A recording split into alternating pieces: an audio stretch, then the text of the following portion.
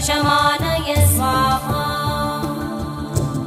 ॐ श्रीं ह्रीं क्लीं ग्लौं गं गणपतये वरवरद सर्वजनं मे वशमानय स्वाहा। ॐ श्रीं ह्रीं क्लीं ग्लौं गं गणपतये वरवरद सर्वजनं मे वशमानय स्वाहा।